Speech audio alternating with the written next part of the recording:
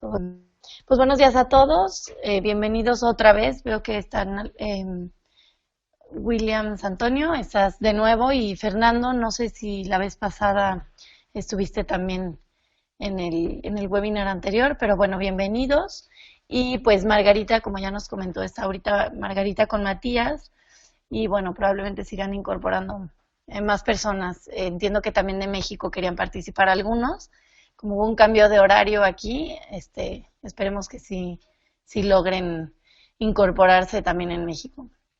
Entonces, bueno, rápidamente les platico, es una segunda conferencia virtual sobre experiencias internacionales y nacionales en el desarrollo de indicadores para servicios ecosistémicos hídricos, cuencas de adaptación al cambio climático. El pasado 25 de octubre tuvimos una primera conferencia virtual. El día de hoy tenemos esta conferencia y bueno, es parte de una secuencia que vamos a tener en el marco de un taller que tenemos pues ya la próxima semana en Perú sobre indicadores. Entonces, pues bienvenidos a todos. Les platico rápidamente la agenda.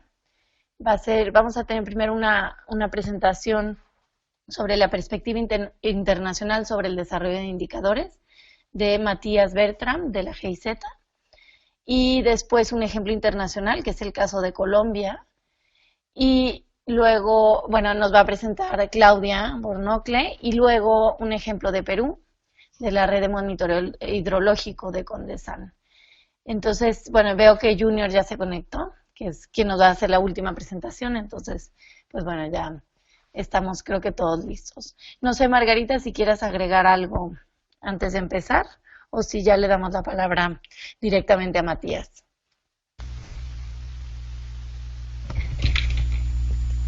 Gracias, Sofía. Bueno, buenos días a todos.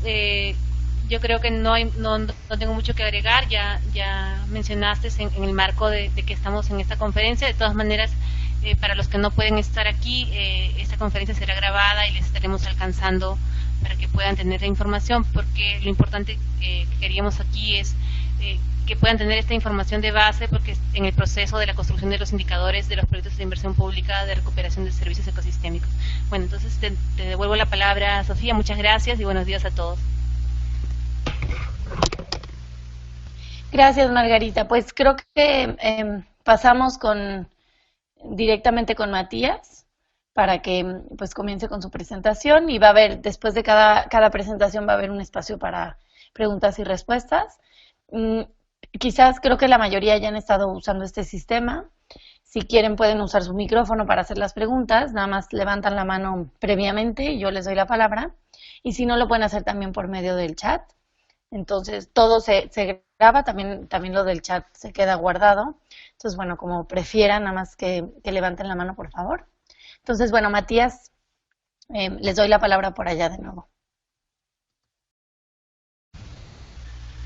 Sí, Sofía, muchas gracias buenos días. Me llamo Matías Bertram, soy un colega de Margarita del equipo... ¿No alcanzamos a escuchar?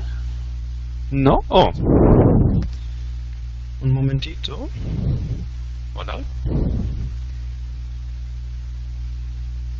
Hola.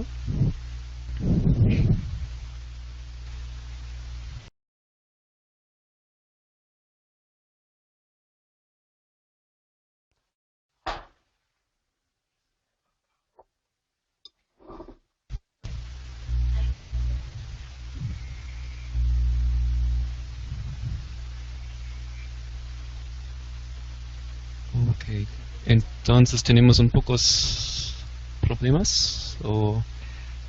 ¿Me escuchas bien? Ok, entonces voy a empezar. Ok, perfecto. Sí, buenos días. Soy Matías Bertram, un colega de Margarita del equipo... Matías, parece que yo soy la única que no escucha, pero si quieres, adelante y ahorita vuelvo a intentar. Pero continúa. Ok. Y sí, me alegro mucho participar en este webinar y por favor acepte mis disculpas si mi español no es tan fuerte.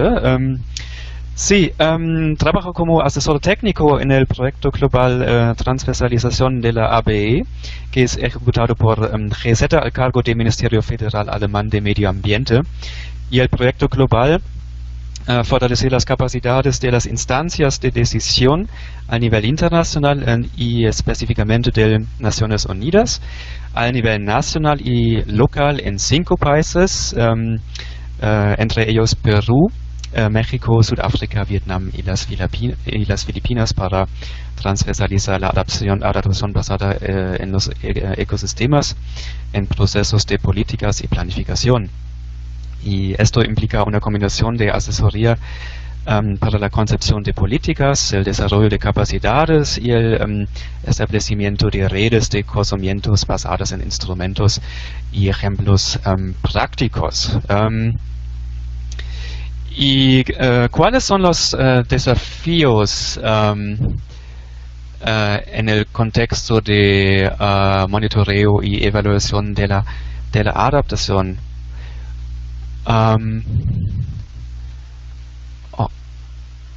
¿Qué es?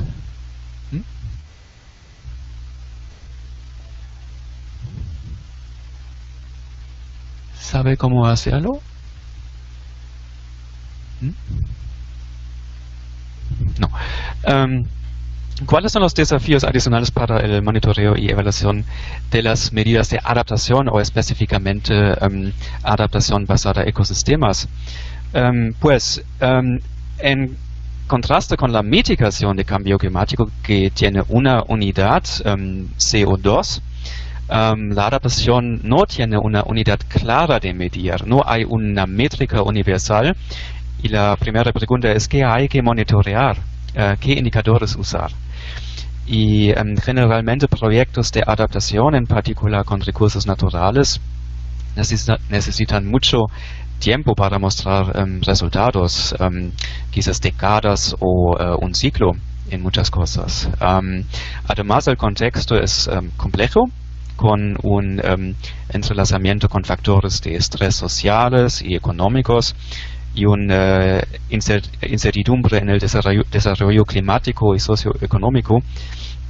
Y por lo tanto, el éxito de la adaptación depende mucho del contexto.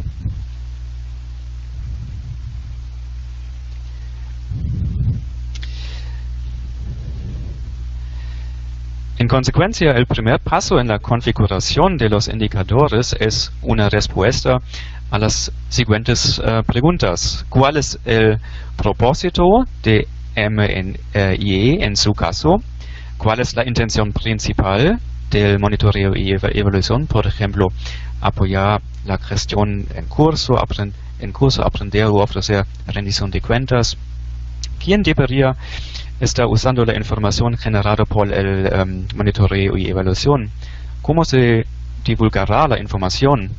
¿Qué recursos están disponibles? Conocimiento, por ejemplo, tiempo y recursos financieros. Estas consideraciones determinan qué sistema de monitoreo y evaluación es apropiado. Entonces, no hay un enfoque de talla única en el contexto de monitoreo y evaluación.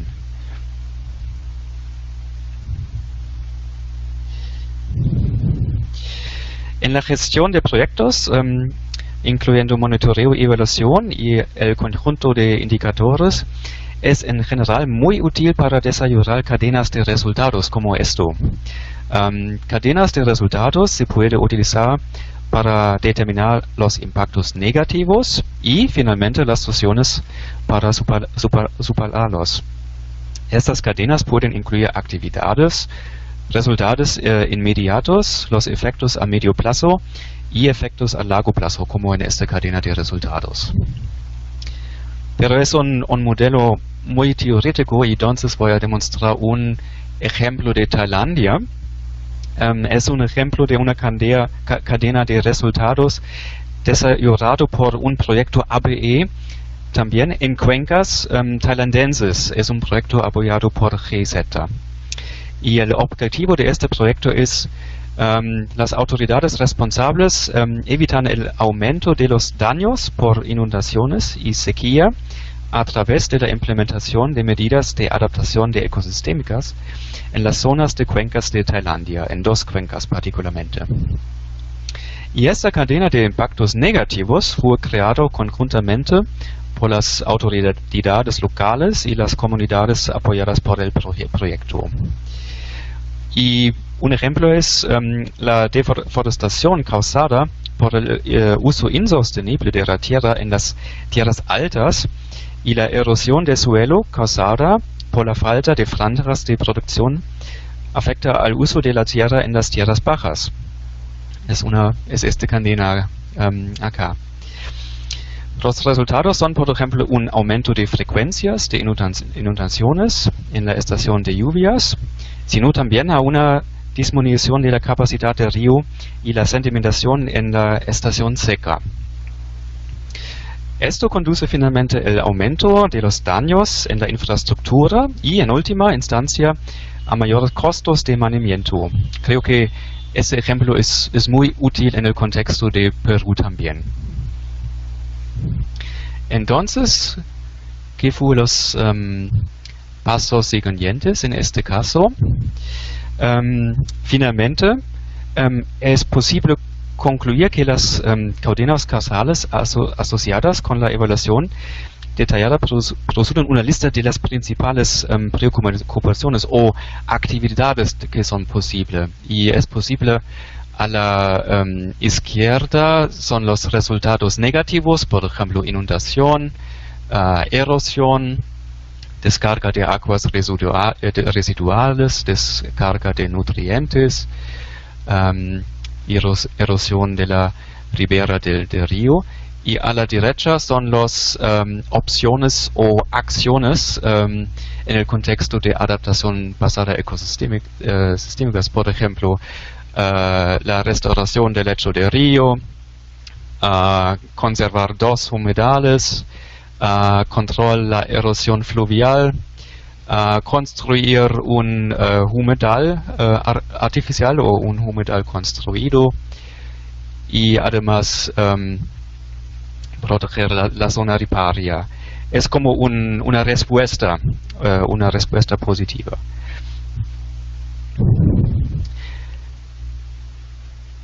Y también es posible medir estas actividades con indicadores, con un sistema de monitoreo y evaluación. Y una guía que es muy útil en este contexto es la guía de BMZ de adaptación hecha a la medida, que es una guía para el diseño y monitoreo basada en resultados de proyectos de adaptación al cambio climático. Y incluyen ejemplos de adaptación basada en ecosistemas también. Y esta guía describe 5 pasos para el diseño de proyectos de adaptación y de sus sistemas de monitoreo basada en resultados, y ofrece consejos prácticos para responder las preguntas: ¿qué caracteriza un proyecto de adaptación? ¿Cómo puede medirse los resultados de la adaptación? Y estos 5 pasos incluyen al primero una evaluación del contexto climático, ecológico y socioeconómico. Identificar la contribución de adaptación, desarrollar un marco de resultados, definir indicadores y una línea base, que es muy importante en el contexto de monitoreo y evaluación, y finalmente operacionalizar un sistema de monitoreo basado en resultados.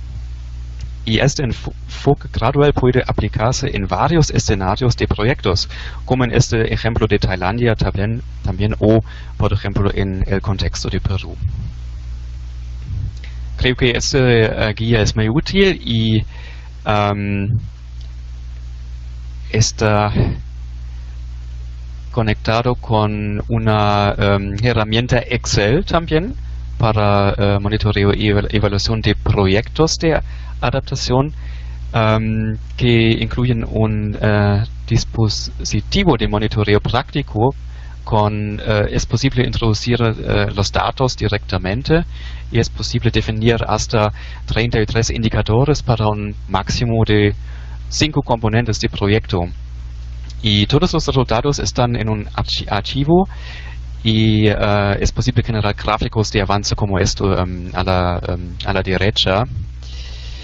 Y es posible obtener esta herramienta en nuestro sitio web adaptationcommunity.net, es disponible allá. Y esta herramienta ha sido también aplicado en el contexto de México, en el marco de desarrollo del Plan de Adaptación al Cambio Climático del Estado Federal de Veracruz. Creo que es un ejemplo bonito también.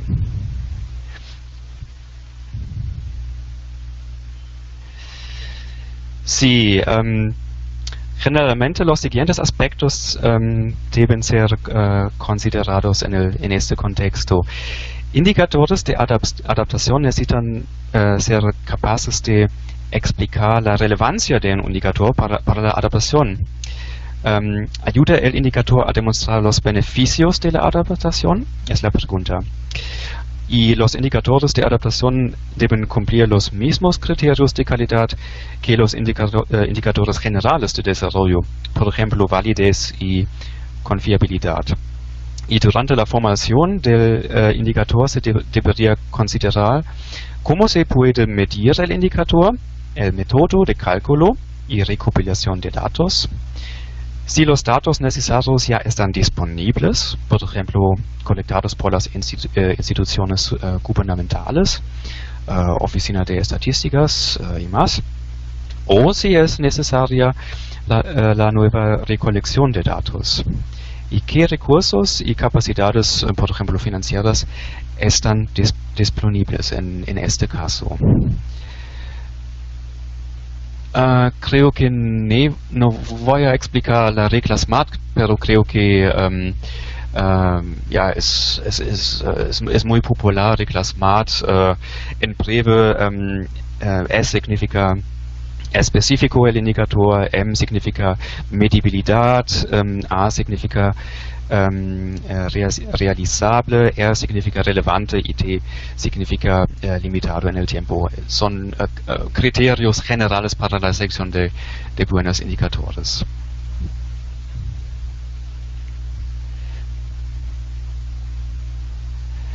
Sí. ¿Cuáles son los ejemplos de servicios ambientales que necesitan ser controlados en el contexto de la adaptación? Bueno, depende del contexto, pero los siguientes son en general muy importantes en nuestro caso. Por ejemplo, servicios de regulación, servicios de provisión. Y creo que en el contexto del sector de saneamiento en Perú hay tres, por lo menos tres: regulación del agua, provisión de agua dulce y prevención de la erosión y finalmente sedimentación. Creo que son los aspectos más importantes en nuestro contexto acá.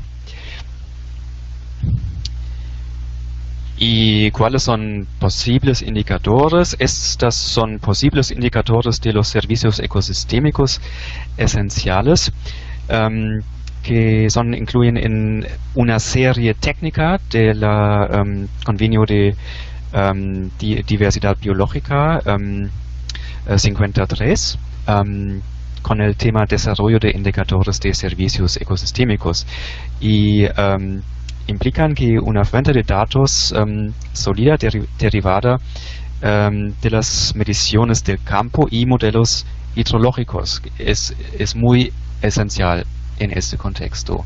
Por ejemplo, en el contexto de provisión de agua, regulación hídrica y protección de erosión.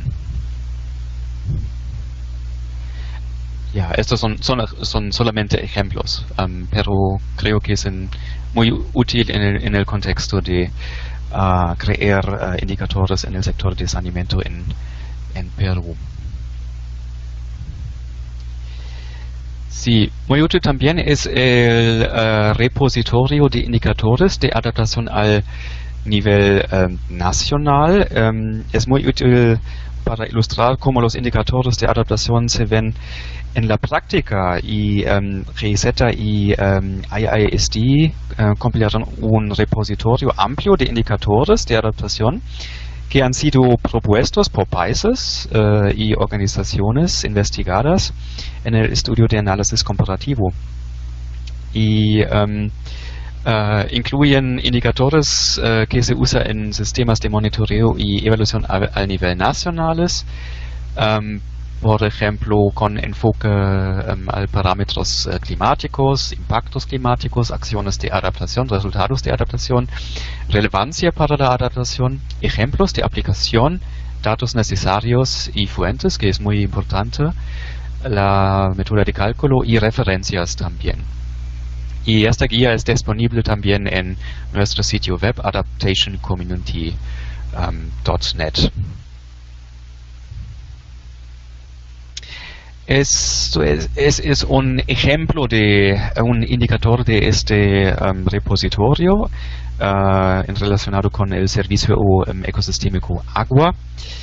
En él se describen los sectores implicados. Es un indicador, un ejemplo indicador del marco de monitoreo y evaluación de adaptación británica, United Kingdom, y él se describen los sectores implicados, el indicador de enfoque, la unidad de medida, las limitaciones, documento de la referencia y las muy importantes necesidades de datos y mucho más. Y es posible usar este hyperlink para obtener el documento original.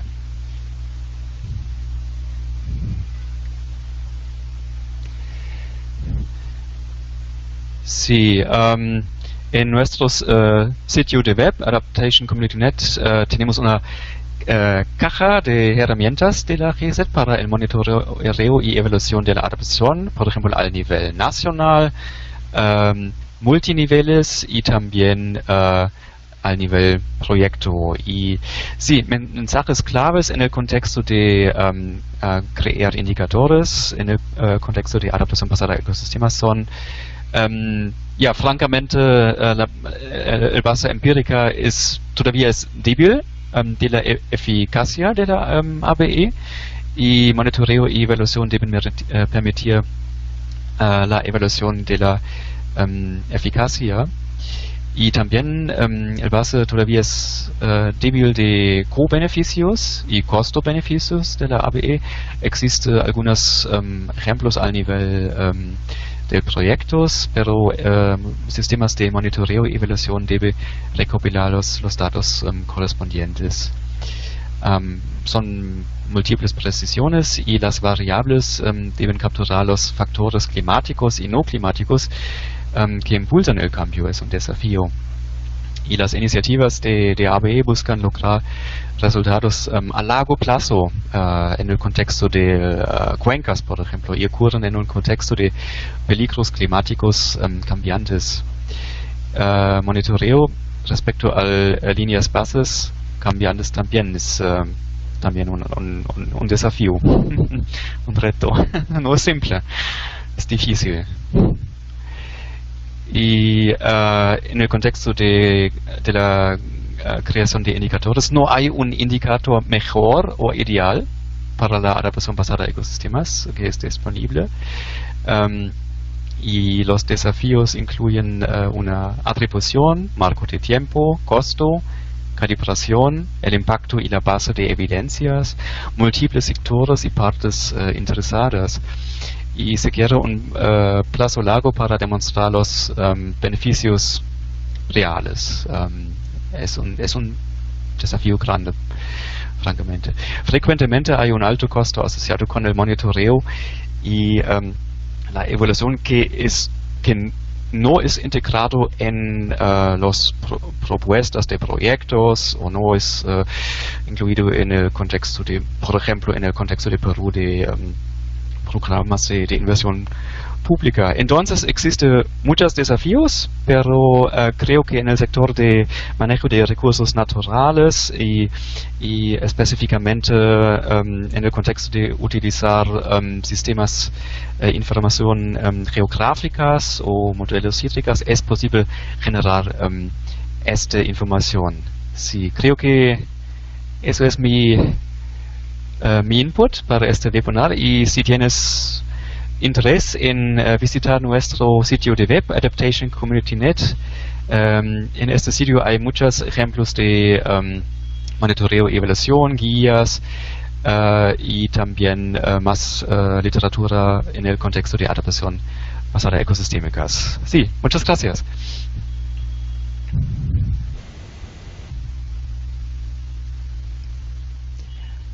Muy bien, muchas gracias, Matías. Pues muy interesante y sobre todo creo que va a ser muy útil para el curso. Vamos a entrar más a detalle en algunos de estos temas, como el desarrollo de los indicadores, las características de que debe de cubrir. Y bueno, obviamente vamos a revisar estas publicaciones, lo que ya tiene la GIZ para entrar en eso en el curso la siguiente semana. Así que muchas gracias, creo que es muy buena introducción y bueno, ya vimos algunos ejemplos de indicadores pues relacionados con adaptación basada en ecosistemas. Entonces, bueno, vamos entrando en el tema. Muchas gracias. No sé si hay alguna pregunta, si pueden levantar su mano. En la parte de arriba, al frente, bueno, de su lado izquierdo hay una manita que pueden levantar si tuvieran alguna pregunta, por favor.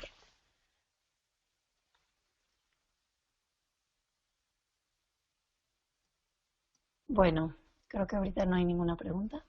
De todas formas, pueden más adelante hacer preguntas si quieren. Entonces, le voy a dar la palabra a Claudia. A ver, nadie, ¿verdad?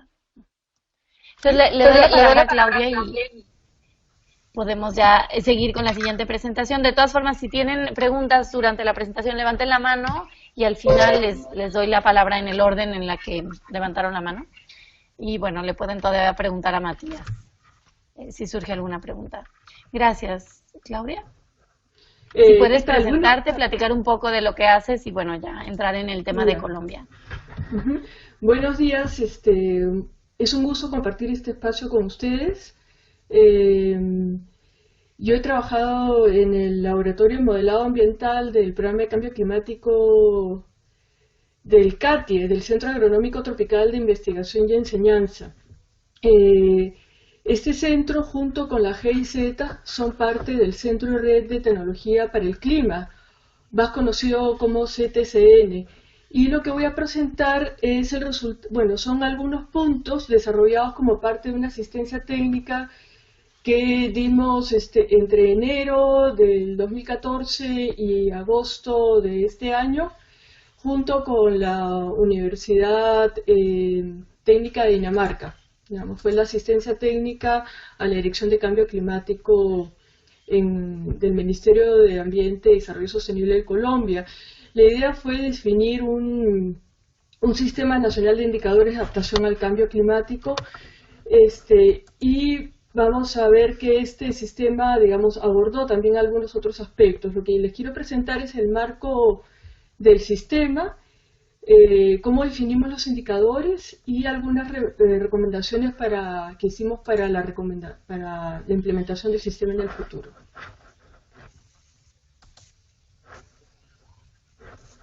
Bueno, ¿por qué se desarrolló esta propuesta del Sistema Nacional de Indicadores del Cambio Climático?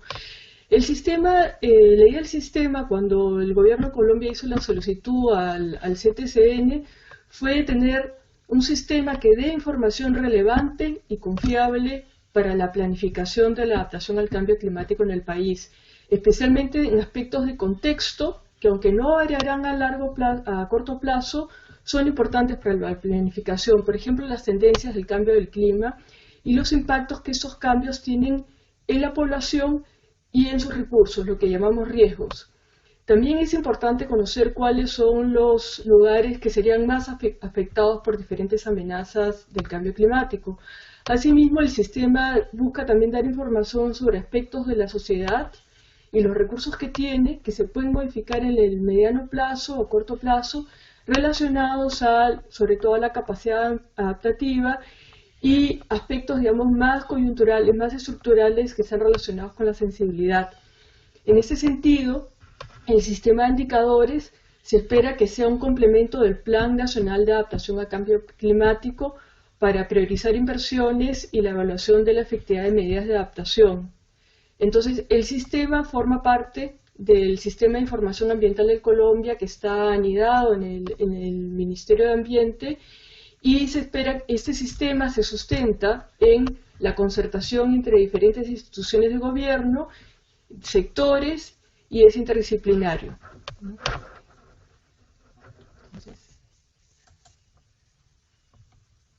Acá en esta lámina les presento, digamos, cómo organizamos, cuál fue el marco conceptual de base que utilizamos para el desarrollo del sistema. Acá tomamos como punto de partida el marco de análisis de riesgo propuesto por el IPCC en el área 5, en el quinto informe de evaluación presentado en el 2014, que es un poco diferente al marco de análisis de vulnerabilidad, que seguramente es mucho más familiar para todos, que corresponde al informe cuarto que se presentó en el 2007. Acá les quiero decir que no solamente es que el esquema es diferente, digamos, el orden de los factores, no, la ecuación es diferente, sino que la definición de algunos elementos es diferente también. Entonces, lo importante del esquema, ya sea el esquema de análisis de vulnerabilidad o este esquema de riesgos, lo importante es tener un esquema que contextualice la adaptación, ¿no? Tanto en aspectos climáticos como procesos socioeconómicos. Entonces, como venía diciendo, la amenaza se refiere más a una posible aparición de un evento físico, ¿no? En la práctica, las amenazas y los indicadores de amenazas expresan tendencias en el clima, como por ejemplo el aumento de la temperatura y efectos físicos directos, como por ejemplo el aumento de la aridez. Entonces ahí ya tenemos una primera idea de grupos de indicadores relacionados con la adaptación. Entonces la adaptación necesita un contexto para decirnos a qué nos estamos adaptando, ¿no? El contexto del conocimiento del clima va evolucionando con el tiempo. Entonces es importante, según lo que se definió en ese sistema, ¿no?, que la adaptación cuente con indicadores, también eso lo mencionó Matías, que nos hablen de este contexto. Entonces ahí tenemos los indicadores de amenaza, ¿no? Después, la vulnerabilidad, como ustedes verán acá en este lado, resulta de la combinación de la sensibilidad y la capacidad adaptativa. En la práctica vemos la sensibilidad con aspectos que cambian más a mediano y largo plazo, que tienen que ver más con características intrínsecas de los sistemas, mientras que la capacidad adaptativa lo relacionamos en la práctica también con aspectos que se pueden modificar más a corto plazo y que están también más relacionados con los proyectos de cooperación, con la planificación operativa de diferentes instancias gubernamentales, ¿no? Por ejemplo, la fisiología de un cultivo es algo que se puede modificar pues, probablemente a mediano plazo, ¿no? Pero seguros agrícolas o la capacitación efectiva de agricultores es algo más que relacionamos más con la capacidad adaptativa, no es algo que se enfrenta más a corto plazo, ¿no? Finalmente, el riesgo es la combinación de estos factores expresados como un potencial de pérdida, ¿no? Entonces, en la práctica, acá ponemos indicadores que tienen que ver con pérdidas o daños relacionados con procesos del cambio climático, por ejemplo, pérdidas de cosechas. Entonces ahí tenemos como grandes cajas de diferentes tipos de indicadores. Entonces lo primero que revisamos fue esto, ¿no? Entonces, otro tema, digamos, aparte del marco conceptual de diferentes aspectos que rodean a la adaptación, ¿no?, está el tema, digamos, de contexto y programático con las cadenas que mencionó también Matías, de causas-efectos. Entonces, en este caso, el sistema que desarrollamos inicialmente corresponde, como les vengo diciendo, más aspectos de contexto, y la planificación y monitoreo de acciones, digamos, son indicadores de arreglos institucionales, liderazgo, gestión de conocimiento y rendición de cuentas, como pueden ver en la columna de la derecha, más relacionados con el Plan Nacional de Adaptación al Cambio Climático. Digamos, son las tareas definidas por las prioridades en diferentes sectores y territorios.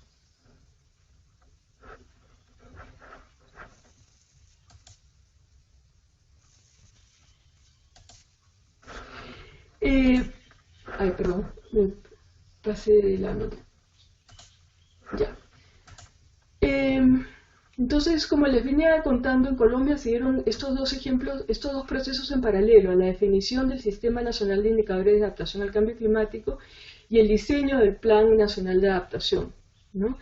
Entonces, la propuesta fue que el Sistema Nacional de Indicadores de Adaptación daba los elementos de contexto: riesgos, amenazas, exposición y vulnerabilidad, mientras que el Plan Nacional de Adaptación, como les mencioné, definía indicadores de capacidad adaptativa a las instancias de gobierno, ¿no? Ahora, en esta lámina les presento un extracto de algunas preguntas que hicimos para trabajar con diferentes sectores de gobierno, ¿no? Preguntas relacionadas con diferentes aspectos del contexto según lo que nos propone el IPCC del 2014, ¿no? Los sectores no son todos los sectores, son los sectores prioritarios para inversión. Por ejemplo, biodiversidad terrestre y servicios ecosistémicos, muy relacionado con el tema del webinar, ¿no? Salud pública, el sector agropecuario y de seguridad alimentaria, agua para consumo humano, ¿no? Pero también se incluyen hidroenergía, sector urbano y infraestructura vial. Entonces acá vemos que hay diferentes sectores, pero que sí están relacionados con servicios ecosistémicos, ¿no? Biodiversidad, el sector agropecuario, agua para consumo humano, hidroenergía y también el tema del sector urbano en cuanto a provisión, ¿no? Entonces, la mayor parte de los sectores prioritarios para inversión de alguna manera tienen que ver con servicios ecosistémicos. Incluso podríamos decir que el sector de salud pública en algunos casos, ¿no? Entonces, acá un punto importante que me voy a adelantar es que el tema de los indicadores se intentó trabajar en función a demanda, no solamente en la definición de un sistema ideal según los especialistas de monitoreo y evaluación, sino buscando que fuera relevante para los tomadores de decisiones. Entonces hicimos preguntas que guiaran entrevistas, ¿no? con representantes de diferentes sectores para definir cuáles, por ejemplo, en biodiversidad terrestre y servicios ecosistémicos, cuáles procesos del cambio climático influyen en el estado de distribución de los servicios ecosistémicos en el país y de sus servicios. ¿Cuál es la distribución actual y proyectada de los ecosistemas estratégicos, ¿no? En cuanto a exposición, ¿cuáles procesos no climáticos hacen que los ecosistemas estratégicos sean susceptibles a los efectos del clima? Por ejemplo, procesos de avance de la frontera agrícola, incendios de origen, digamos, causados por por expansión de agricultura, pero también definimos cuáles esfuerzos del sector muestran la capacidad adaptativa para reducir la sensibilidad y la exposición de los ecosistemas estratégicos, ¿no? En cuanto a capacidad. Y después, cómo expresa el sector la pérdida de ecosistemas estratégicos y sus servicios prioritarios. Entonces, definimos diferentes preguntas para definir como grandes temas de indicadores. Y después buscamos, digamos, según la información disponible actualmente en el país, cómo se podían satisfacer esas preguntas, ¿no? Entonces, un balance entre oferta de información actualmente, o sea, información disponible y la demanda de los sectores para reporte, ¿no? Entonces, así lo fuimos haciendo para cada indicador. Para algunos sectores, digamos, el cambio climático gradual es mucho más importante, por ejemplo, en biodiversidad y servicios ecosistémicos, mientras que para otros, como por ejemplo para ciudades, infraestructura vial, la variabilidad climática puede ser mucho más importante. Entonces, ya acá estamos viendo que la desagregación sectorial nos ayuda a definir a los diferentes elementos importantes. Bueno, también esto es un primer paso, digamos, el análisis sectorial. No debemos olvidar que la adaptación es principalmente un proceso local y que el análisis finalmente el análisis final debe aterrizar en algo territorial, puesto que la adaptación de un sector podría ser, digamos, si se enfoca solamente como la adaptación del sector y no de manera intersectorial, podría ser la desadaptación de otro sector. Hipotéticamente, si, por ejemplo, hidroenergía planificara sin tomar en consideración biodiversidad terrestre, agua para consumo humano y provisión a ciudades, podría haber conflictos. Y eso, digamos, en la práctica lo vemos en nuestros diferentes países. Entonces, cuando definimos los indicadores, digamos, obviamente vimos que había algunos que podían ser satisfechos con la información disponible, y priorizamos aquellos para armar el sistema, pero también vimos que había otros para los cuales no existía la información, o sí existía pero no era de libre acceso público, o en el peor de los casos todavía no sabíamos cómo medirlo, ¿no? Entonces desarrollamos una escala muy simple de calificación de indicadores, donde uno es un indicador muy disponible, por ejemplo, indicadores medidos por instituciones públicas, ONGs, organizaciones académicas, de manera consistente en todo el país y consistentemente en el tiempo, ¿no? Los datos para su reporte son accesibles, puede ser que requieran un ajuste o reanálisis, pero están disponibles. Mientras que en el grado 4, el indicador no se mide actualmente en el país, hay que definir la metodología y el protocolo para su medición y probablemente se requiere invertir algo de investigación en pruebas pilotos antes de que se implemente, ¿no? Entonces, esto fue también otra manera de calificar la información y definir, bueno, trabajemos por ahora con lo que tenemos, pero tenemos que tener en vista que hay que invertir en algunos otros indicadores importantes, ¿no? Para no esperar tener el sistema perfecto. O sea, tenemos que trabajar con lo que hay e irlo mejorando.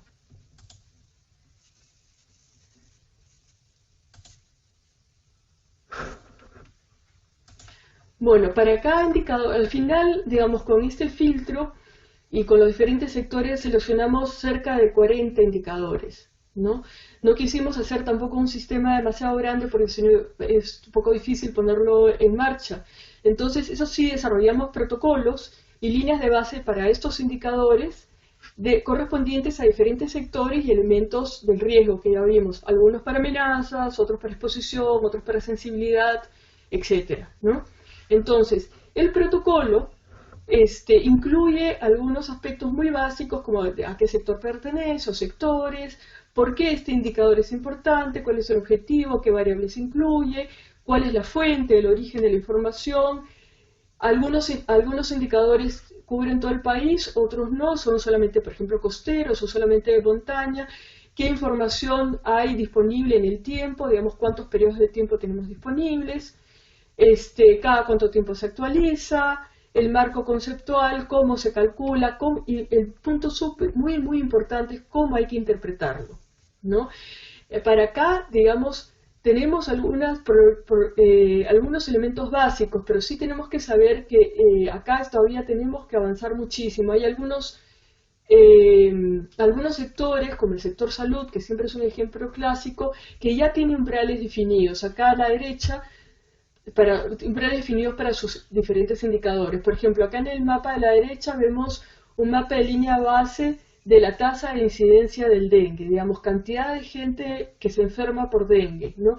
Y tenemos este indicador disponible para diferentes periodos de tiempo, para, digamos, que los tomadores de decisiones puedan ver si hay un patrón espacial o no, hacia dónde está avanzando, etc. Entonces, en este caso, el sector salud ha definido que digamos, una infección de más de 1000 personas, me parece que es por 100.000 habitantes, es un riesgo muy alto, mientras que de 0 a 50 es un riesgo muy bajo. Entonces, el mismo sector salud define los umbrales y define 4 categorías, ¿no? No siempre tenemos esos umbrales y esas categorías definidos, hay que hacer un esfuerzo, no siempre estamos en el estado de poder definirlos, pero por lo menos podemos empezar una discusión y definir tendencias, ¿no? Este caso, por ejemplo, es un indicador de exposición, ¿no? El indicador de dengue.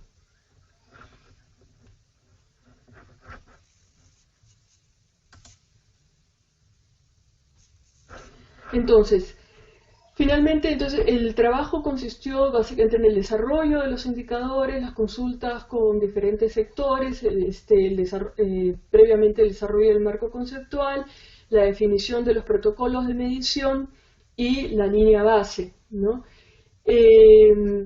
Ahora, a partir de la experiencia y también con apoyo de diferentes equipos, definimos algunas recomendaciones para mejorar el contenido, digamos, del sistema y el diseño de los productos que estén dirigidos a apoyar decisiones para la adaptación, ¿no? Entonces, he seleccionado algunas lecciones que me parecían más relevantes para este espacio, ¿no? Entonces, si las siguientes láminas les voy a presentar esta selección. El primer grupo de recomendaciones no es específico para la adaptación al cambio climático, es común a diferentes temas, ¿no? Y son cuestiones que vienen de la experiencia, y es que hay que pensar en el usuario de la información con productos prácticos y fáciles de interpretar y ajustar los contenidos de manera dinámica para favorecer. Tuvimos una discusión sobre si es trabajar con índices o con gráficos. En diferentes consultas vemos que el uso de gráficos, infografías, favorece mucho más la transparencia, la información, más que los índices que agregan, ¿no? En ese sentido, ahora hay mucha tecnología disponible para presentar de manera simple o más sofisticada la información, y como veíamos, también como mencionó Matías, la inversión en la definición de los protocolos para la emisión de indicadores, ¿no? Entonces tenemos que tener un formato descriptivo con parámetros para interpretación, ¿no? Y ojalá una línea de base que sirva de base para la discusión. En cuanto a indicadores de adaptación, de capacidad adaptativa, sería muy bueno poder definir algunas metas, digamos, hasta cuándo por lo menos podemos avanzar, o niveles de tolerancia para indicadores de riesgos.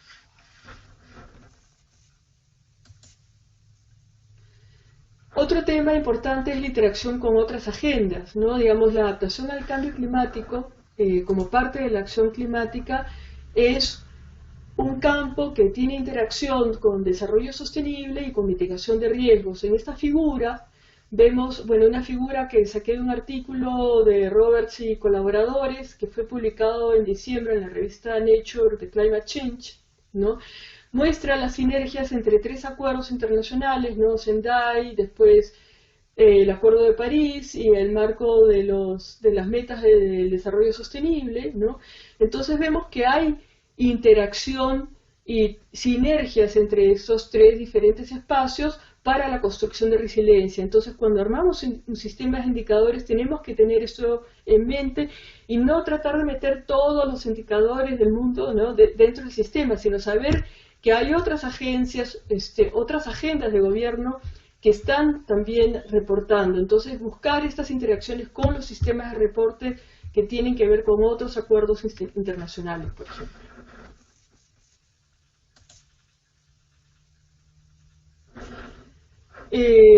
Después, para la puesta en marcha, ¿no? La puesta en marcha de los sistemas de indicadores siempre es un paso difícil, digamos. Hay una parte muy interesante que es la discusión, la conceptualización, digamos, todo el diseño de la estructura y selección de indicadores, ¿no? Y después tenemos, digamos, todo que invertir un gran esfuerzo para que finalmente esto redunde en un sistema que sistemáticamente tome y reporte información, ¿no? Entonces ya está lejos la idea, creo, de todos, que hay una sola entidad que maneja toda la información, como un enorme disco duro donde está toda la información. Y digamos, actualmente el manejo de la información implica esfuerzos compartidos entre diferentes agencias de gobierno y sus socios, por ejemplo, el sector académico e incluso el sector privado, ¿no? Entonces, en algunos casos incluso puede ser más eficiente definir qué organización entrega qué indicador ya procesado según un protocolo acordado, en vez de acopiar bases de datos, ¿no? Entonces, puede ser mucho más eficiente así, eso depende de cada contexto, de cada sistema, ¿no? Pero digamos, acá vemos que hay información de naturaleza muy diferente, ¿no? Desde cuestiones de modelos climáticos, cuestiones de salud, de diferentes de ciudades, entonces implica una interdisciplinariedad y trabajo entre agencias muy fuerte. Entonces es difícil que una sola institución tenga todas las habilidades. En ese sentido, puede ser, como les repito, puede ser mucho más eficiente la distribución de tareas en base a protocolos acordados, ¿no?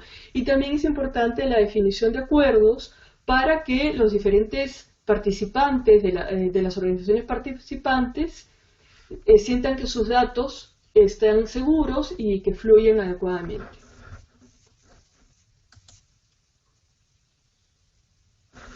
Entonces, algunos otros temas. En el caso de Colombia, digamos, como les mostré, hubo dos procesos en marcha, hasta tres procesos en marcha en paralelo. Durante el año pasado y parte de este año se estuvo construyendo este sistema de indicadores de adaptación, el Plan Nacional de Adaptación de Cambio Climático y la tercera comunicación del país. Entonces, es importante definir desde el inicio, digamos, si se va a utilizar, digamos, el marco del IPCC del 2007, el 2004 o del 2014. El AR4, el marco de análisis de vulnerabilidad, es mucho más conocido, mucho más intuitivo y fácil de comunicar, ha sido infinitamente utilizado en diferentes análisis de vulnerabilidad, mientras que hay mucho menos experiencia con el uso del AR5, de este marco que les presenté. Entonces ahí, digamos, hemos tenido que superar algunas dificultades, aunque ha sido bastante gratificante trabajar con este marco nuevo, ¿no? Igual, sí hay que tener muy claro que hay algunos indicadores, que esto corresponde a indicadores de proceso, y hay otros marcos que tienen que ver con indicadores más programáticos, más de definición de metas de gobierno, y es importante prever cómo estos sistemas se unen, ¿no? También es importante, como ya hemos mencionado, el balance de información disponible demandada para los usuarios en cuanto a tomas de decisiones. Es importante mantener un conjunto lo más ajustado posible de indicadores inicialmente y definir qué esfuerzos habrá que hacer para llenar vacíos importantes que se identifiquen inicialmente. Entonces, con esto voy cerrando, ¿no?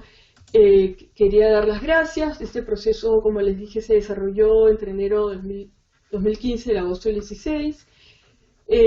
Con apoyo del CTCN y fue liderado por la Dirección de Cambio Climático del Ministerio de Ambiente y Desarrollo Sostenible de Colombia. Fue apoyado por el CATIE y la alianza entre el PNUMA y la Universidad Técnica de Dinamarca, y el proceso recibió aportes muy valiosos de profesionales de Colombia y de México, entre los cuales Sofía, agradecemos mucho tus aportes y los de tus colegas. Como producto del proceso está disponible una revisión intermedia de sistemas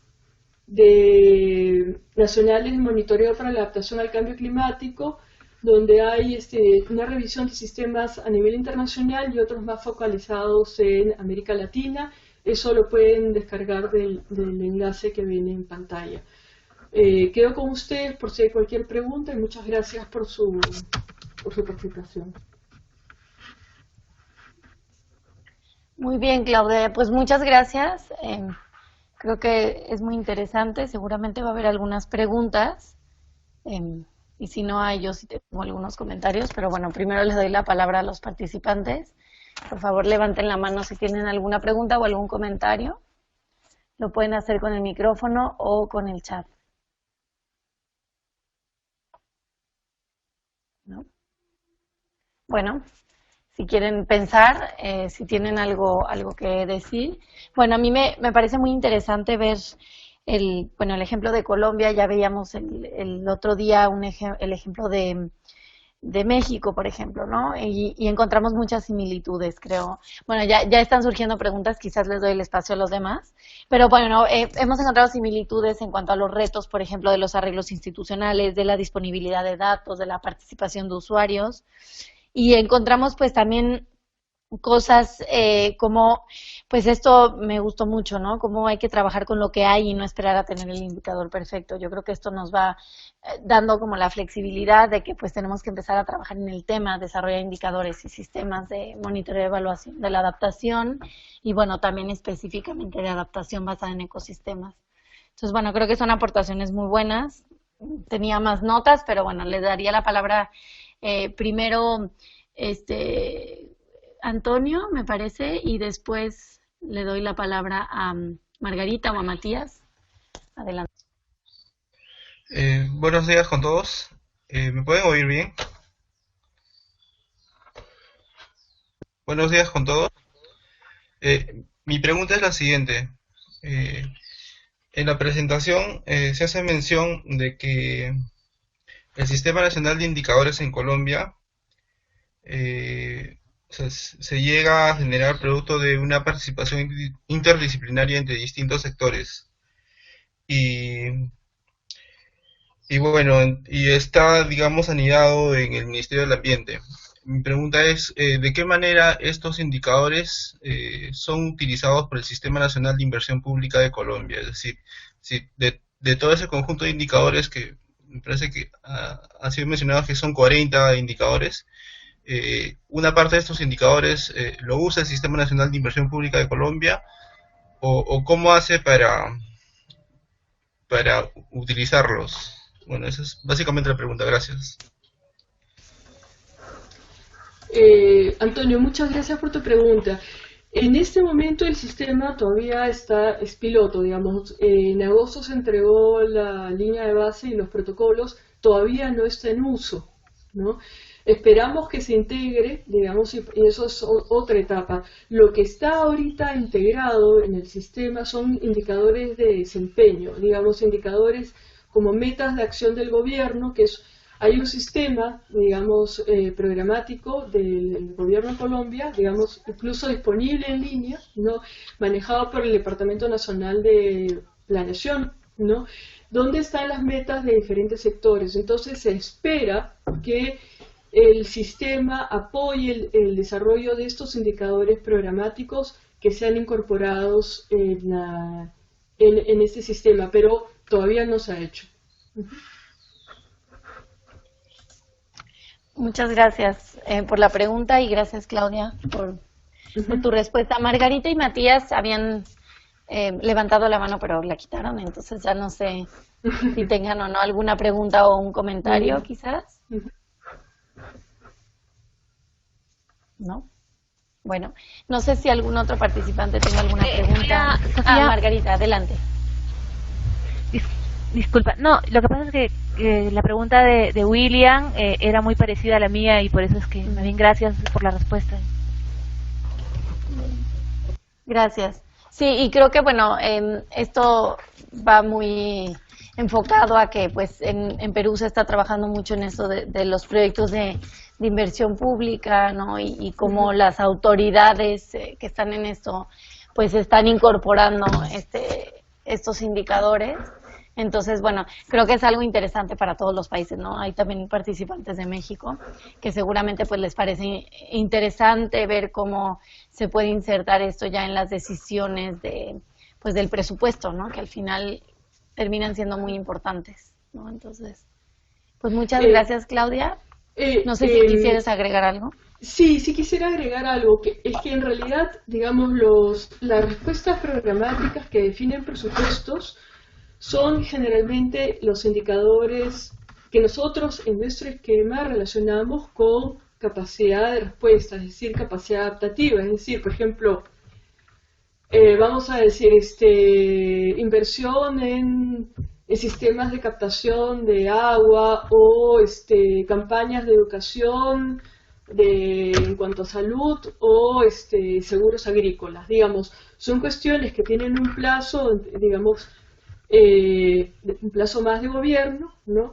Pero que para definir estos indicadores no se pueden definir aisladamente sin tener en panorama otros indicadores que son los de las tendencias del clima, lo de la evolución de las tendencias de los riesgos y pérdidas, aspectos socioeconómicos, ¿no? de la población o el estado de los recursos naturales, por ejemplo, la evolución de la deforestación, digamos, cualquier cosa que influya en la degradación de los ecosistemas y los servicios que proveen, por ejemplo. Entonces, la idea es que estos indicadores proveen un contexto para discutir qué es más importante, dónde y por qué, ¿no? Entonces, a partir de eso se pueden definir indicadores, digamos, más de desempeño, de actividades, que son los que generalmente van incorporados en presupuesto, ¿no?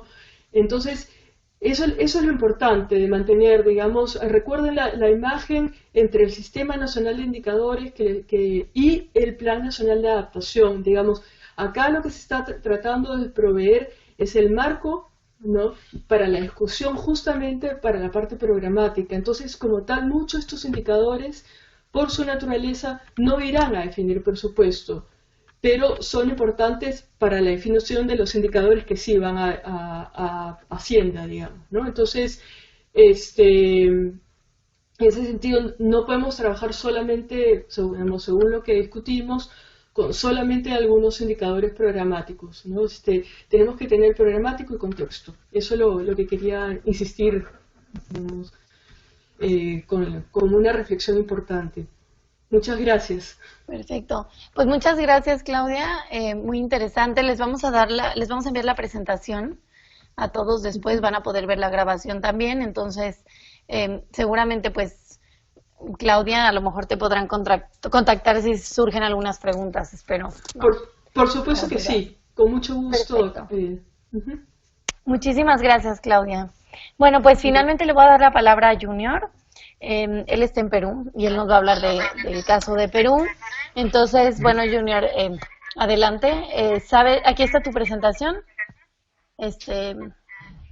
Ahí está. Y en las flechas verdes mueves las diapositivas. Ok, gracias. Buenos días con todos. Mi nombre es Junior Gil. Yo soy parte del equipo de Condensan y asesor técnico de la iniciativa de monitoreo hidrológico de ecosistemas andinos, ¿no?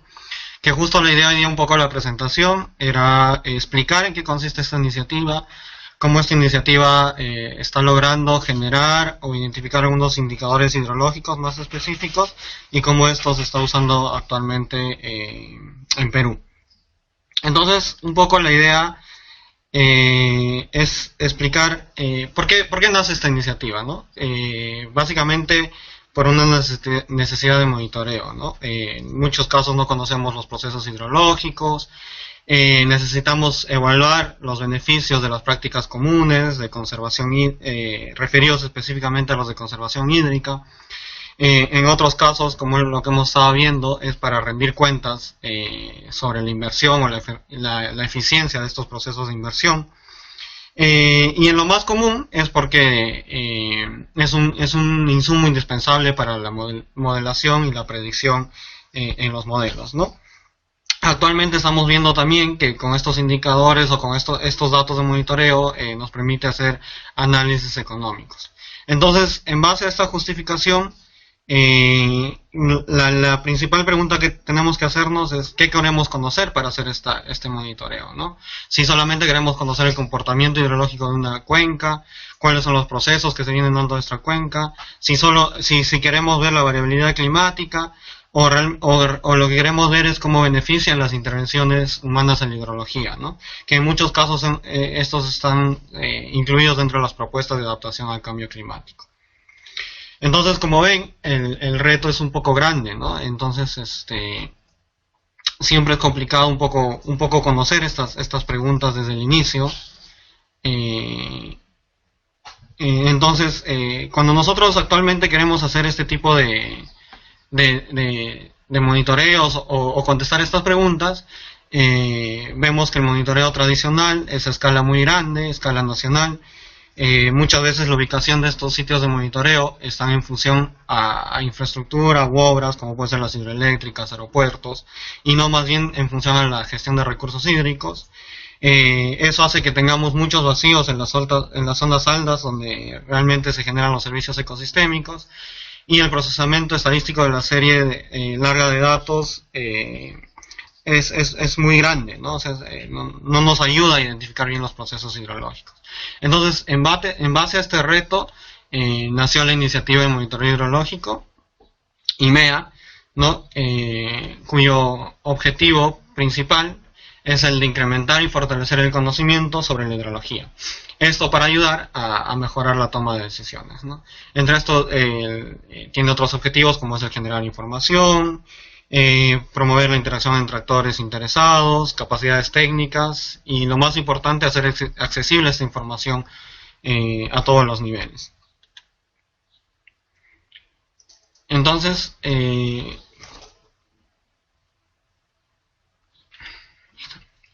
básicamente la iniciativa está conformada por socios locales. La coordinación está bajo el liderazgo de Condesan.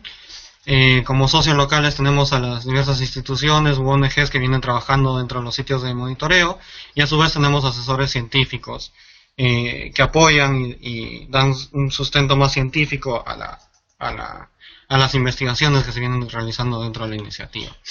Entonces, la propuesta metodológica se inicia con un arreglo institucional, donde la idea un poco es interrelacionar a los usuarios directos del territorio del agua, que mayormente son las comunidades, la gente que está viviendo en la zona, estos a su vez con las instituciones locales de desarrollo, que en la mayoría de casos hemos visto que son las ONGs las que están interesadas y las que nace esta idea de investigación, y estas relacionadas con las instituciones de investigación, que como les mencionaba, son las que ayudan al procesamiento e interpretación de datos, pueden incluir a los estudiantes en los proyectos, entonces le dan una cierta calidad científica al proceso, y es todo esto basados en la red de monitoreo, que lo que ayuda es justamente a asesorar, acompañar a este arreglo institucional y tratar de que todos estén vinculados entre sí, ¿no?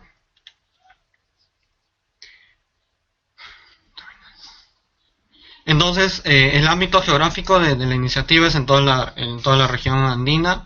Tenemos sitios en Quito, Perú y Bolivia, pero como pueden ver en la presentación, el sitio Perú es el sitio con el que cuenta con más puntos de monitoreos, ¿no? Y cada uno de estos tienen preguntas distintas, ¿no? Como puede ser cómo afecta la degradación del páramo a la respuesta hidrológica, cuál es la respuesta hidrológica a diferentes impactos humanos en ecosistemas andinas, la forestación con pinos, si es buena o es mala, etcétera, ¿no? Entonces la idea un poco de esto es poder identificar cada uno de estos puntos y poder resolver estas preguntas específicas. Entonces la metodología que nosotros usamos es básicamente, como pueden ver en las líneas negras, cuando ustedes hacen un monitoreo normal, entonces tienen una serie de datos donde se van identificando los procesos hidrológicos. Si tú haces algún cambio o algún tipo de cambio dentro de la cuenca, este gráfico debería de cambiar, ya sea aumentarlo o disminuirlo. Pero hacer todo este monitoreo nos tomaría más o menos entre 5 a 10 años para poder identificar la primera serie y la segunda serie. Lo que nosotros, mediante las cuencas pares, proponemos es hacer el monitoreo a la vez de ambos procesos y poder interponer una gráfica con la otra y ver las diferencias.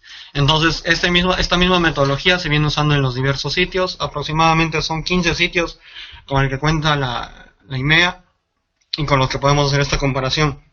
Y esto nos permite a la vez hacer una regionalización de la información y tener una visualización un poco más grande de los efectos o del impacto que se viene dando dentro de la red. Entonces, básicamente, el fondo de esto consiste en tener dos cuencas, y le llamamos la metodología de cuencas pares, donde una de estas deben de ser lo mayor parecidas posibles, de preferencia uno al costado del otro, deben estar puestas a la misma altura, con la misma geomorfología, expuestas a la misma cantidad de lluvia, etcétera, ¿no? Por eso es que se recomienda que una debería estar al lado de la otra. lo que se hace es medir la precipitación y medir el caudal en cada una de estas. Entonces, la idea es que una de estas pueda estar conservada o bajo la intervención que nosotros queremos medir, y la otra a condiciones normales, ¿no? Por ejemplo, si es que es queremos medir los beneficios de la forestación con pinos, entonces una de las cuencas debería tener pinos y la otra debería estar bajo una condición normal para ver cuál sería el efecto de esta intervención. Entonces, la forma como medimos, como les decía, es con pluviómetros, que nos ayuda a medir la precipitación, y con vertederos y sensores de nivel, que nos ayuda a medir el caudal. En el caso de los sensores de nivel, están calibrados para que puedan ir tomando datos cada 5 minutos y tener una medición continua y a intervalos pequeños.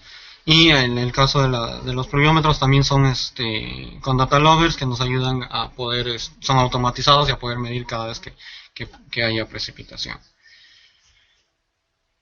Entonces, un poco la idea es que si nosotros tenemos todas estas mediciones, llegamos a tener todos estos datos, ¿cómo hacemos que esos datos se vuelvan información? O sea, ¿cómo hace que esta información sea útil para los diversos socios que había presentado anteriormente y que podamos utilizar estos datos, ¿no? Entonces, la mejor manera que vimos era mediante los indicadores hidrológicos para ecosistemas andinos, ¿no? Que deberían de ser de un lenguaje común, que puedan ser entendidos por todos para que puedan demostrar estos beneficios. No tanto indicadores que nos indican la disponibilidad en un punto, sino el desempeño del ecosistema según su estado de conservación o degradación, como explicaba, que nos permitan hacer comparaciones entre ecosistemas y entre las intervenciones en cada uno de estos ecosistemas, y como les decía, que no sean tan complejos, que no nos den muchos problemas y que no sean tan exigentes de información, como lo más común es, por ejemplo, tener una disponibilidad de datos de 5 años, etcétera, etcétera, ¿no? O que determinen muchas variables hidrológicas que realmente con este monitoreo no se estén llegando a medir. Entonces, la propuesta de estos indicadores IMEA es que sean indicadores que nos permitan medir el comportamiento, la caracterización del lugar y presentación de resultados, que en muchos casos se puedan ser estos mediante gráficos, ¿no? Se ha puesto un gran énfasis entre rendimiento, que es la cantidad de agua que nos pueda dar la cuenca, y versus regulación, que es cómo regularía la cuenca, ¿no? Entonces hemos visto que hay bastante interés por cada socio de la iniciativa, donde se pueda identificar cómo medimos el rendimiento y cómo medimos la regulación hídrica, ¿no? Dentro de esto también se han identificado qué preguntas nos podrían ayudar a responder estos indicadores, cuáles son las escalas y espacios de uso, como les mencionaba igual, ¿no? Que sean sencillos de medir. Entonces, en este cuadro que les voy a presentar es que se califica por si son muy complejos, qué tan posibles son de medir, y la exigencia de información que deberías de tener para poder realizar la medición de estos indicadores, ¿no? Y cuáles son las unidades que nos permitan realizar la comparación o los datos, ¿no? Entonces, dentro de los indicadores IMEA tenemos los indicadores de caudal, que pueden ser medidos con estos datos con estos equipos que había presentado anteriormente, ¿no? Entonces puede ser caudales de magnitud baja, altos, promedios, etcétera. Y tenemos los indicadores de precipitación, que estos nos pueden ayudar a entender un poco mejor cómo es el comportamiento, qué procesos hidrológicos se vienen dando en una cuenca y cómo se afecta a estos con las intervenciones que venimos haciendo dentro de estas cuencas, ¿no? Entonces, uno de los indicadores que veíamos, por ejemplo, y que es muy importante para nosotros, es la serie de tiempos de alta resolución. Como les mencionaba, cada uno de estos equipos son programados para medir cada 5 minutos, entonces nos va a poder ayudar a identificar, a comparar tanto la precipitación con los caudales y cómo se está comportando uno versus el otro, ¿no? Luego, otro indicador que vemos es ya la acumulación y promedios diarios de esta información que les mencionaba anteriormente, y con esto vamos a poder ver tanto la estacionalidad de la precipitación, si son muy estacional, si contamos con un clima muy estacional, lo mismo con los caudales, ¿no? Y vamos a poder hacer un balance y calcular el caudal de flujo base. Lo mismo, ya de una manera un poco más gráfica, como les decía, tenemos la curva de duración del caudal, donde nos ayuda también a identificar cómo es el comportamiento del caudal en una cuenca, ¿no? Y cómo se distribuye esto en el tiempo. Entonces, para eso usamos los percentiles de caudal, donde en la parte más alta identificamos el caudal máximo, en la parte más baja el caudal mínimo, y en la parte intermedia el caudal promedio de la cuenca, ¿no? Entonces, lo que nos ayuda estos percentiles es a poder conocer el porcentaje que representa cada uno de estos caudales dentro de la cuenca, y poder determinar debajo de esta línea que se grafica cuál sería el volumen que generaría la cuenca, ¿no? Entonces, más adelante les voy a explicar cómo se usa estos percentiles, por ejemplo, para el caso aquí en Perú, que es lo que hemos utilizado, ¿no? Entonces, al final, luego de poder haber identificado este tipo de indicadores, como IMEA hemos creado una tabla donde más o menos hay un promedio de 70 indicadores que nos podrían ayudar a conocer el comportamiento hidrológico de una cuenca, pero por los pasos anteriores que les había explicado, nosotros hemos considerado que dentro de IMEA específicamente son 25 los indicadores que nos podrían ayudar a poder medir este comportamiento de la cuenca, ¿no? Entonces, básicamente, esta es la definición de cómo podría de cómo está distribuido estos cuadros y cómo podrían usarse este tipo de indicadores, ¿no? Entonces, básicamente, luego de esto, la idea es un poco que estos indicadores lleguen a los tomadores de decisiones. Nosotros tenemos una página web que está siendo construida con el Imperial College en Londres, donde la idea es que todos estos datos puedan ser subidos a esta página web y puedan ser mostrados bajo estos indicadores, ¿no? Y puedan hacer estas comparaciones que anteriormente les mencionaba. Entonces, para que los tomadores de decisiones puedan llegar a esta información. Otro proceso, ya un poco más llegando al caso de Perú, es que nosotros estamos haciendo este tipo de cartillas, donde la idea es demostrar cuáles son las intervenciones que se vienen realizando. Estas se crearon a partir de la experiencia que tiene Condesan con el diagnóstico hidrológico rápido. Entonces se han identificado como 24 intervenciones comunes que se realizan en la cuenca. Entonces, al final la idea es poder demostrar con estos indicadores cuáles serían los beneficios, ¿no? Entonces en la cartilla se muestra cuál debería de ser el indicador que uno debe de medir para realmente conocer el beneficio de la intervención que estamos realizando, de la intervención que se va a realizar en los diversos proyectos. Entonces, estos indicadores también nos ayudan a hacer un análisis de costo-efectividad de estos beneficios. Este es un estudio que se hizo con Forest Trends y Condesan, donde se comparaban tanto las intervenciones verdes como las intervenciones grises, y cuáles de estas son más costo efectivas o más que las demás, ¿no? Viendo las amunas o la restauración de humedales, por ejemplo, como las más costo efectivas en comparación a las otras intervenciones grises que se vienen realizando en Lima específicamente, ¿no?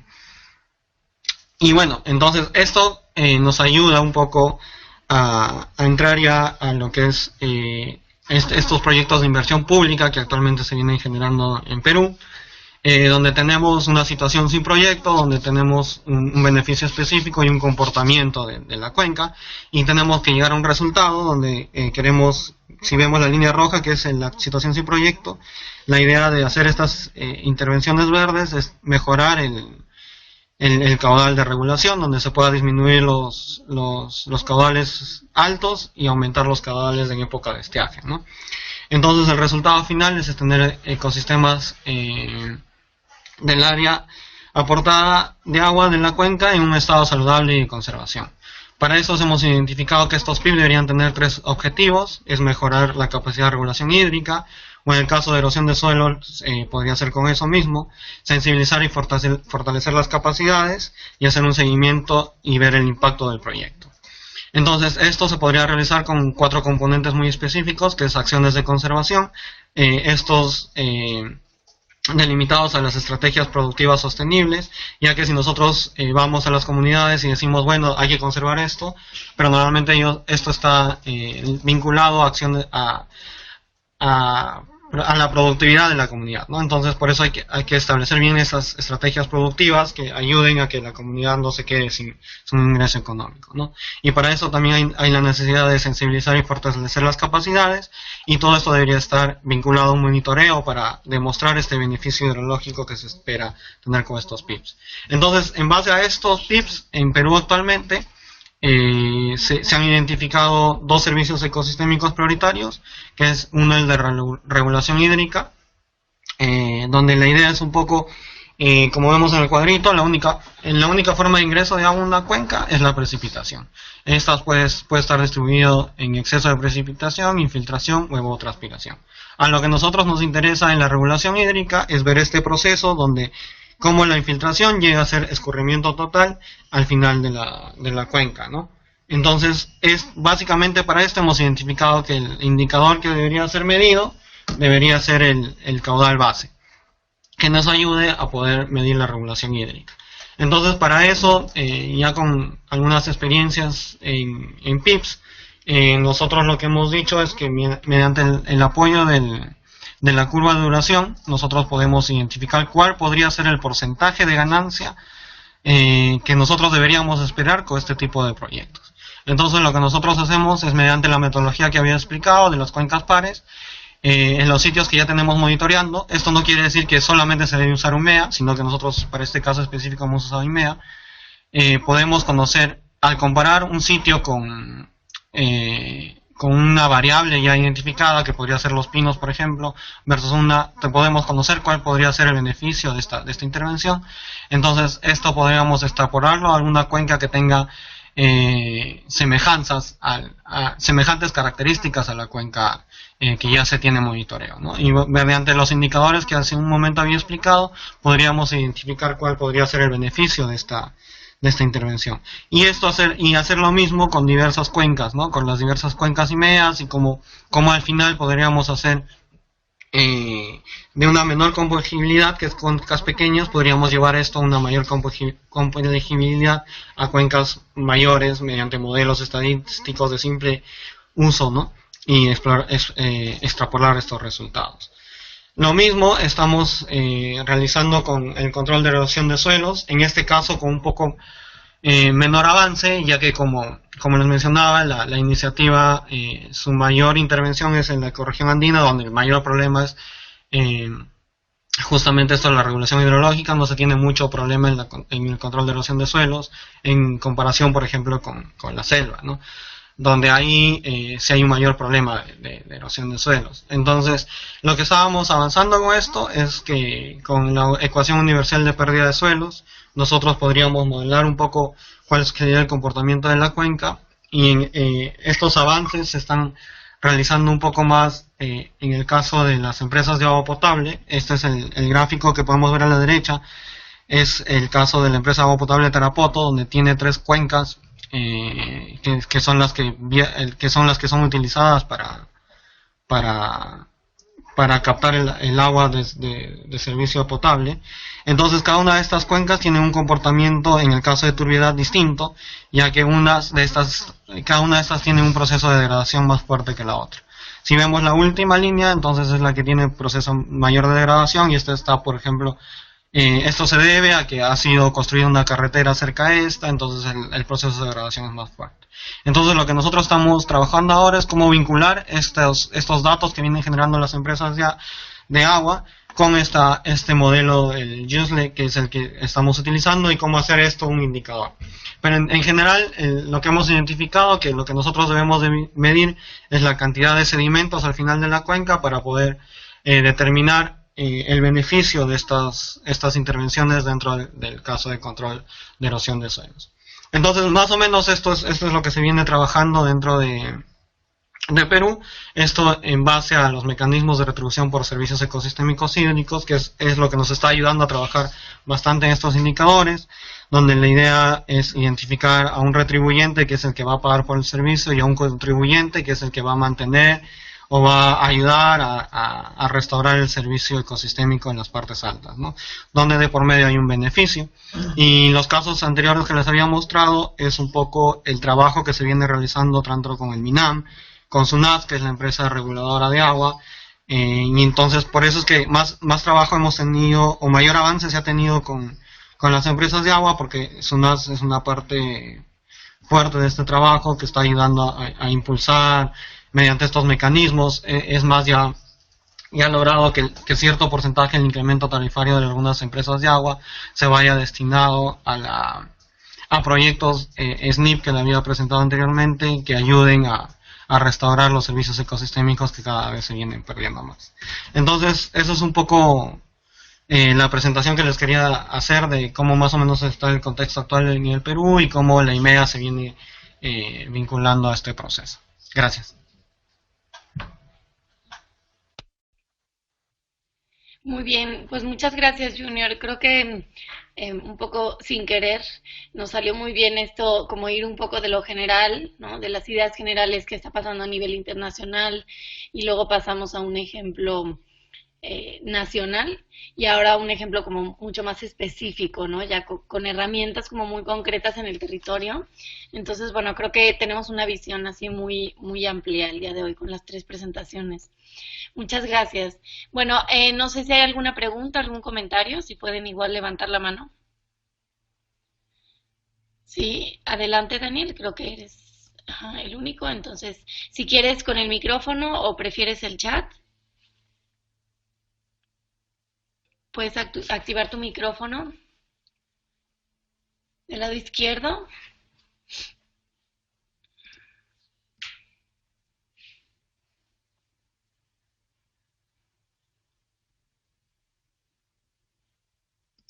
Sí.